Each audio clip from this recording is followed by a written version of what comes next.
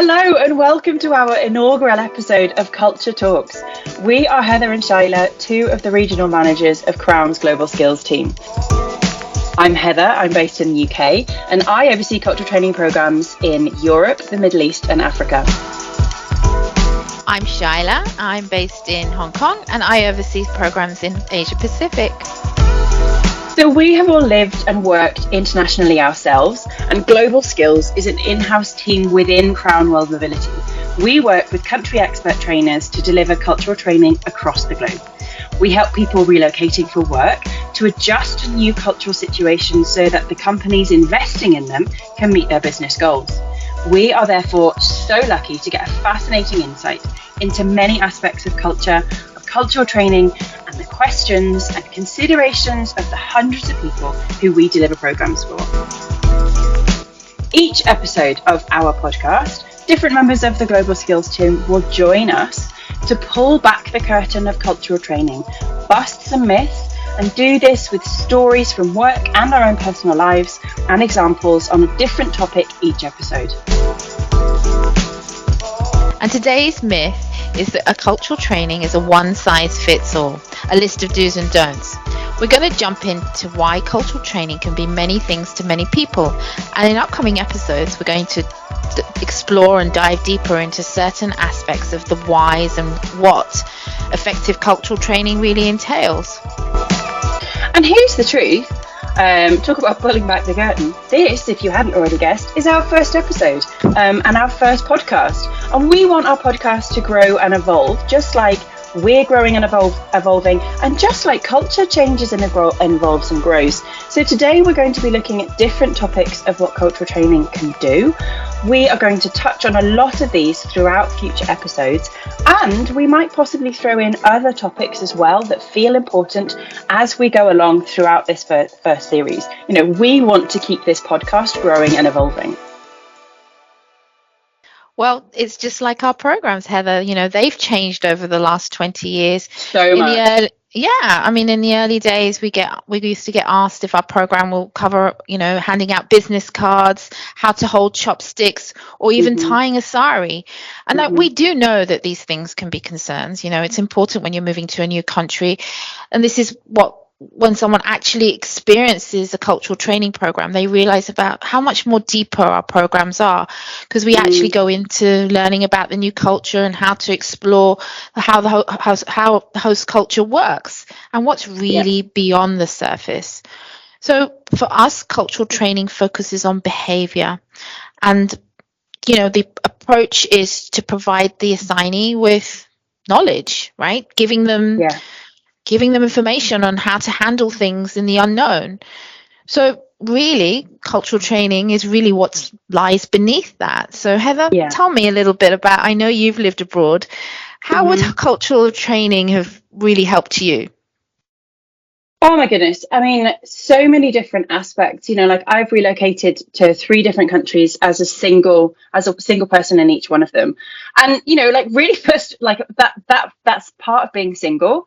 Like cultural training could have really helped me, with dating.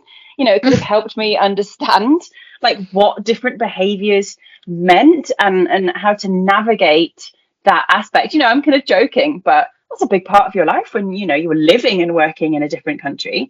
You also don't want to cut off different aspects of your life.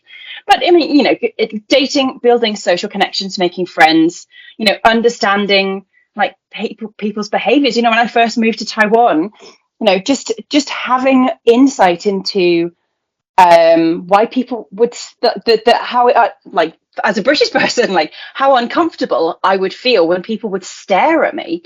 It's so not done, or it means a lot when someone is staring at you. But in Taiwan, it's just completely normal.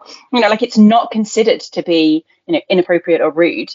When I first moved to Taiwan, I remember walking along the street to my new flat, and this old man was coming towards me, and I smiled at him because I smile at everyone. He smiled back at me, and he was really looking at me, and I was like, okay, right, he's really looking at me. And then as he walked past me, he continued looking at me, and as I walked past, he turned around and he stared so much that he actually walked off the pavement and into a puddle, and it was just like this amazing like experience of like, wow, what does this mean? That I just remember that like real like discomfort of not understanding it. But I mean, outside of outside of work as well, but inside of work, going in to an office. As a British person, it's so normal to eat your lunch at your desk. Like you grab a sandwich, you're just gonna, like kind of say hello to people and sit down and just continue working with you. But going into a culture where teams go out for lunch, and there is that expectation of going out for lunch, and like what that actually meant in navigating those relationships, that would have been so valuable for me. Yeah, I understand, because here in Asia, the relationship building is crucial, and in the workplace, it's going out for lunch with key stakeholders. Your colleagues, you're having a team lunch. This is where decisions are made and negotiations are done, and this could be the make or break. So, all of these face-to-face meetings are so crucial for people when they're wanting to build up their relationships out of the workplace in Asia. And we focus this in the training, right? So even in the US, where you see that the task is more at hand and they're very transactional. So if you've got a US manager working with a team in Asia, in Japan, or in China, it might be that they want to get the task done, and they miss out on the importance of having that lunch and talking to their colleagues out of the office environment. I mean, even for me, 20 years in Hong Kong, I still get baffled about why the door closes, when on the lift, someone's pressing door close, always getting, everyone's in a rush to get somewhere. Yeah, exactly. It's really frustrating if you're someone who, if you're new, moving into a new country, you're just wondering, well, what's going on, right? Why is everybody like being so quick and fast, moving on so quickly? And it's stressful, right? It's stressful to try and work out and navigate, like what it all means. And that's why cultural training can fall under so many different umbrellas. It's not just something that is useful for people who are relocating. It can also support people with their mental well-being. We're seeing more companies coming to us to talk about well-being and using cultural training as a wellness tool. So training can really help you put, stress aside and give a focus on you, understanding that you don't need to change, that it's understanding how to work within that new country, allowing yourself to work within that new country by making some adaptations, giving you that kind of place of comfort. That's that's also what cultural training can do.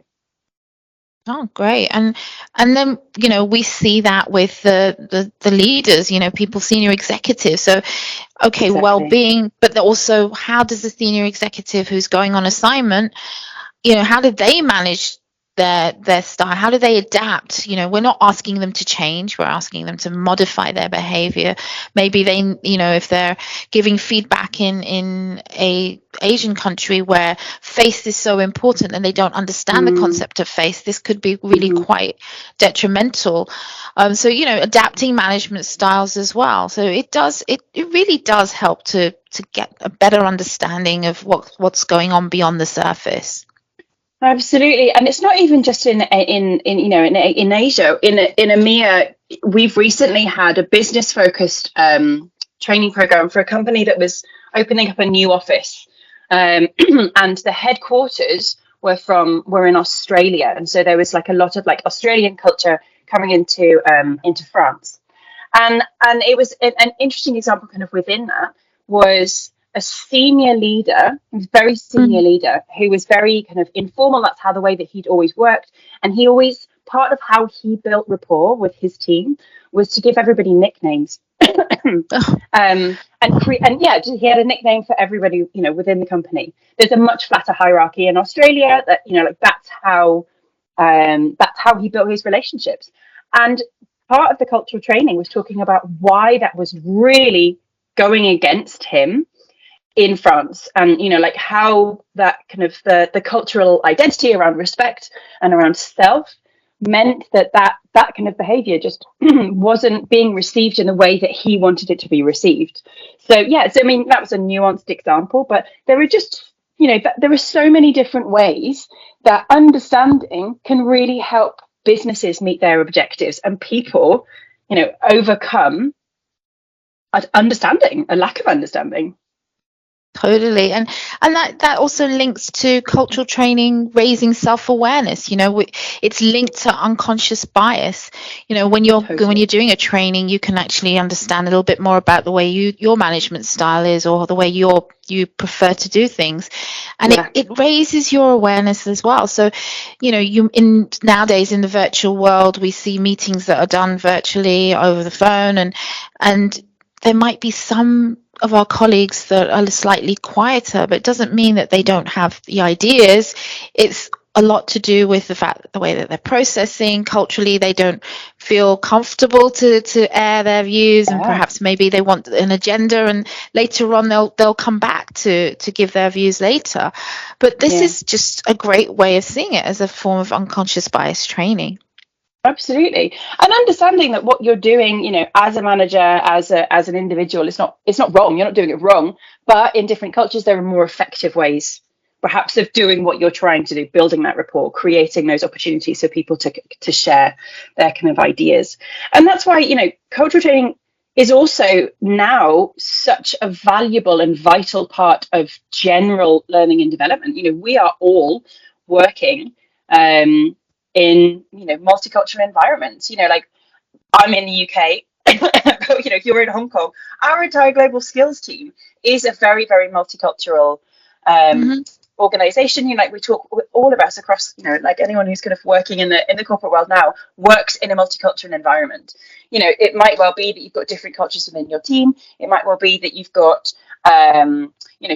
your company works with a shared service center in a different country, or you're opening up a new office branch. There's always going to be elements of culture that can really support within a non-relocating workplace. And so this is what we wanted to talk about throughout the upcoming episodes of Culture Talks. We want to really look into what we mean when we talk about culture, the different ways that cultural training can support relocation, can support businesses, can support individuals, and just give that understanding and insight. And at the end of every episode, we want to leave you, our audience, with a question. So today's question is, I would like to invite you,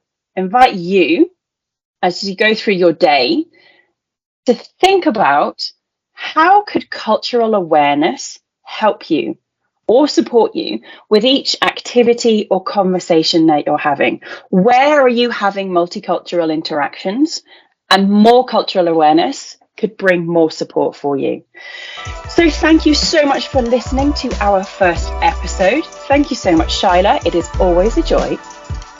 Thank you, Heather. And join us next time on Culture Talks, where we dive deeper into the different needs of people.